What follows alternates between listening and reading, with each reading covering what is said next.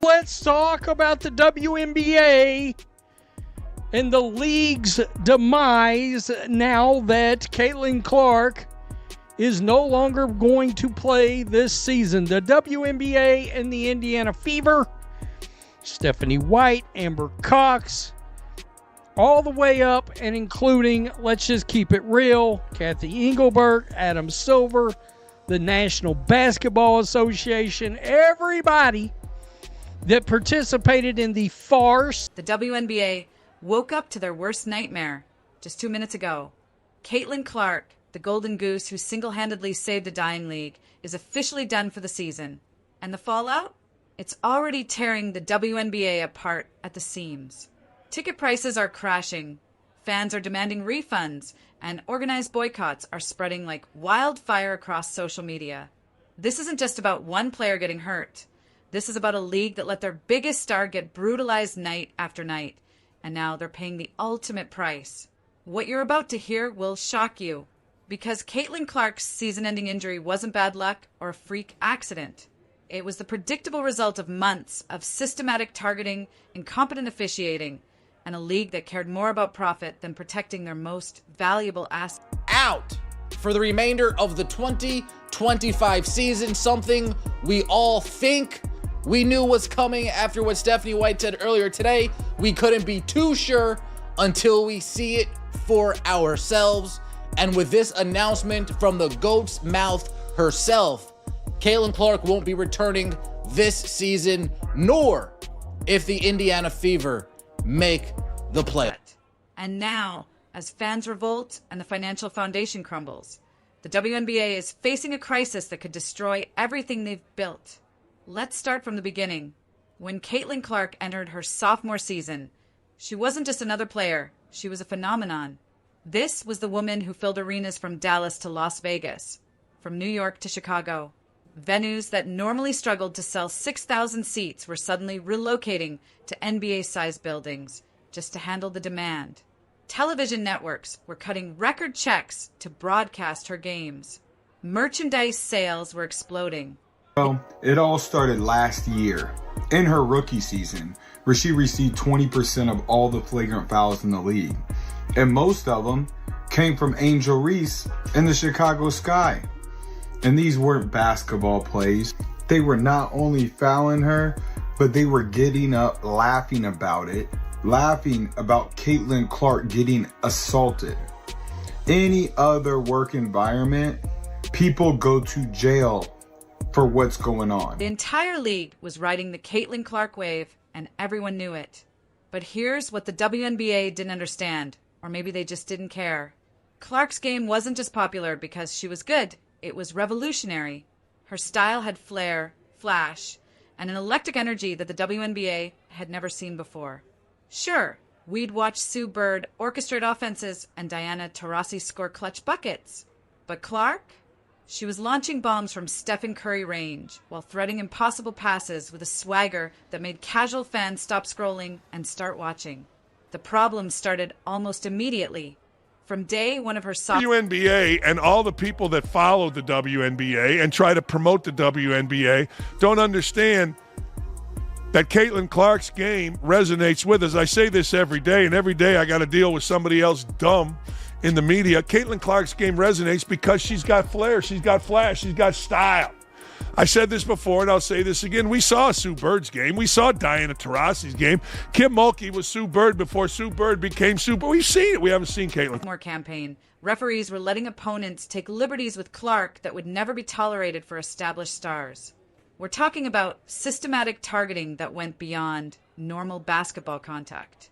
She was being shoved into screens, grabbed by the jersey, and knocked off balance possession after possession. And the officials? They just stared straight ahead, like nothing was happening. This wasn't isolated to one team being overly physical. The Washington Post would later document what fans were seeing in real time. The entire league was taking shots at Clark. In her rookie season alone, Here, I noticed how much it was just Caitlin Clark. Caitlin Clark was taking all the hits. Caitlin Clark was taking all the abuse. But this year they've added Sophie Cunningham, she gets more flagrant fouls on her than anybody in the league besides Caitlin Clark. And Aaliyah Boston, she's been taking hits as well. But the worst thing is the consistency. So they don't call flagrant fouls, or most of the time, Caitlin Clark could be held for an entire game at a time. They don't call fouls. They don't call common fouls. She absorbed 20% of all flagrant fouls called in the WNBA. 20% for one player. And many of those came from players like Angel Reese, who weren't just fouling Clark. They were laughing about it afterward, celebrating the fact that they'd just assaulted the league's biggest draw. Think about that for a moment. In any other work environment, what we were watching would land people in jail. But on WNBA courts, it was being treated like business as usual. While networks were paying premium dollars to broadcast Clark's game. These people that play in the NBA, these people that cover the NBA, there, I said these people, all of you, black, white, green, purple. Why don't you understand a very simple thing? Her game is dynamic. Like Diana Taurasi was like a jackass to Caitlin Clark. Why? Her game is what people are drawn to. And then you go to the personality. Her game is different than any WNBA woman ever. And she wins, and she shoots from deep. It's no different than Steph Curry. How many times we got... And arenas were selling out in minutes. The referees were allowing her to get hammered with impunity. The targeting was relentless and dangerous. Clark would come off screens and immediately face double teams before she even touched the ball. Help defenders were throwing their bodies into her on every possession. She was getting hand-checked on cuts, bumped off her spots, and hit with the kind of defensive contact that would draw whistles for any other star in the league. But for Caitlin Clark, silence from the officials. This wasn't just frustrating to watch. It was a recipe for disaster. Those constant cheap shots and physical beatdowns don't just make a player sore. They accumulate over time, grinding down muscles and joints that are already under stress from the normal rigors of professional basketball. When you're getting hit, grabbed, and knocked around every single night without protection from officials, your body starts breaking down in predictable ways. And that's exactly what happened to Clark. It started in May during training camp with a quad strain. Any reasonable medical staff would have recognized this. It's a gut punch that basically encompasses an entire season of them. The Fever have lost so many players to injury, but obviously none bigger than Clark. And there was such a wait for this second season after her magnificent rookie season. And then, you know, the anticipation of her possibly coming back, only for that not to happen, takes a lot of air out of the room, obviously takes a lot of energy out of the fans, and is a devastating blow for not just a warning sign and given her extended rest to prevent further damage. But the WNBA and Indiana Fever had other plans. They rolled Clark out as the centerpiece of every event, every practice session, every marketing push.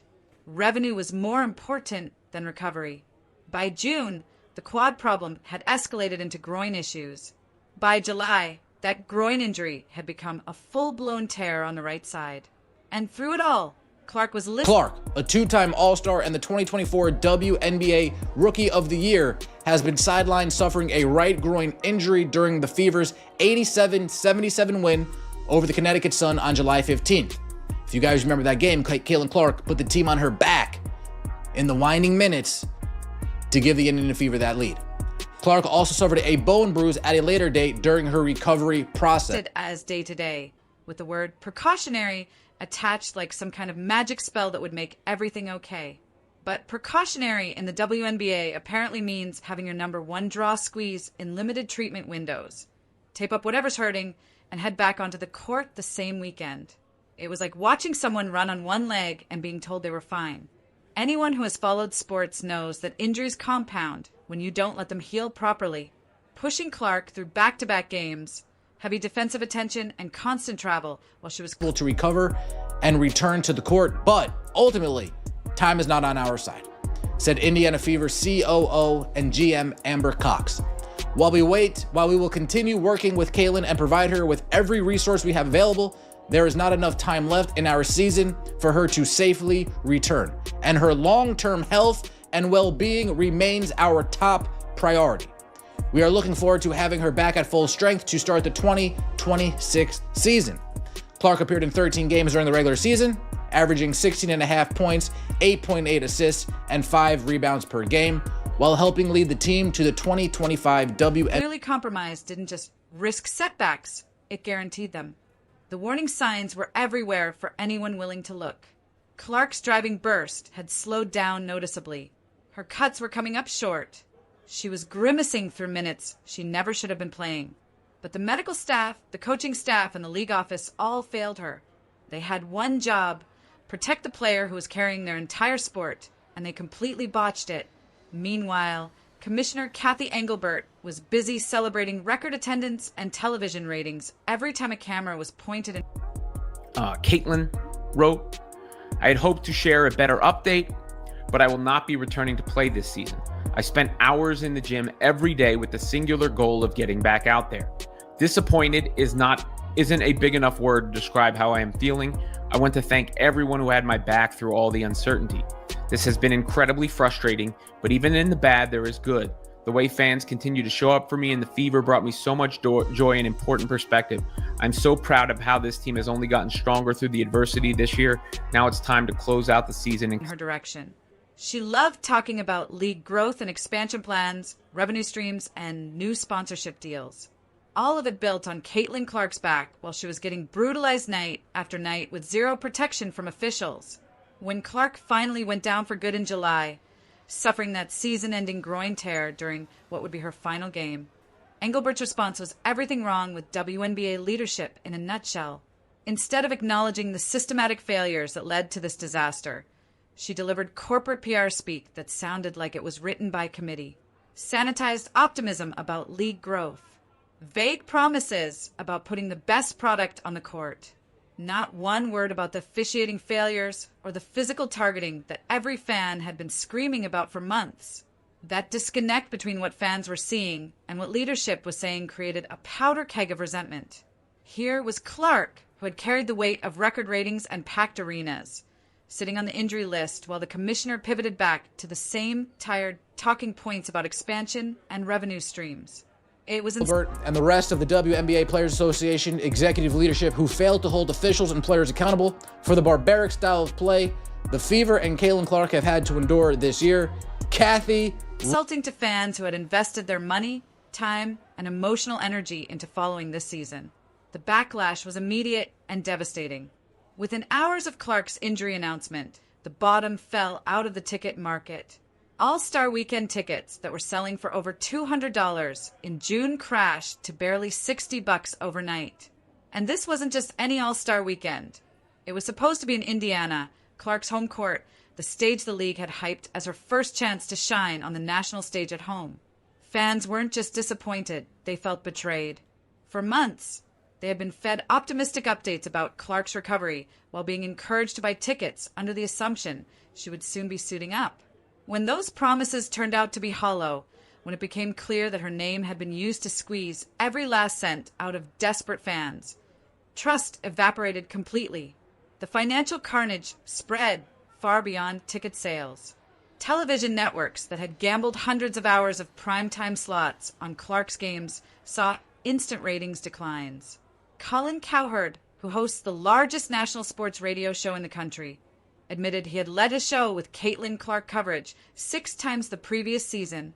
This year, with Clark sidelined, he didn't mention the WNBA once. That's the power she held, and that's what the league lost. Sponsors who had signed deals specifically for the Clark effect were now tied to matchups that were losing ground by the week. Arenas that had moved games to bigger venues to accommodate Clark-driven demand were facing mass refund requests and rows of empty seats. It wasn't a gradual decline. It was a measurable collapse that exposed just how much of the WNBA's recent momentum relied on one player. But the real damage went deeper than dollars and cents. Fans organized boycotts targeting playoff games, vowing to leave arenas half empty. Social media exploded with proof of canceled ticket orders and demands for accountability. What started as disappointment about an injury had transformed into hostility toward league leadership and a systematic rejection of everything the WNBA was selling. The most devastating part? It all could have been prevented. If referees had simply done their jobs and protected Clark from obvious targeting, If the medical staff had prioritized long-term health over short-term profit, if Commissioner Engelbert had shown real leadership instead of corporate doublespeak, Clark might still be playing today. Instead, we got a masterclass in how to destroy your most valuable asset through negligence and greed. The WNBA had lightning in a bottle with Caitlin Clark. They had a transcendent talent who brought new fans, new money, and new energy to a sport that desperately needed all three. And they let her get beaten into the ground because they were too focused on cashing checks to protect the person writing them. Now, as boycotts spread and financial support crumbles, the league is learning a harsh lesson about the difference between short-term revenue and long-term investment. You can't build a sustainable business model on the back of one player and then fail to protect that player when it matters most. The saddest part is that Clark will be back in 2026, assuming she wants to return to a league that failed her so completely. Players like Kelsey Mitchell, Aaliyah Boston, and Lexi Hall will keep grinding and competing every night. But the trust between the WNBA and its fans, the foundation that any successful league needs, has been shattered. This crisis was entirely preventable, and that's what makes it so infuriating. The WNBA had everything they needed to protect their golden goose and build something sustainable for the future. Instead, they chose profit over protection, PR over accountability, and now they're watching their house of cards collapse in real time. The question isn't whether this will hurt the league. It's whether they'll learn from it or continue making the same mistakes until there's nothing left to save.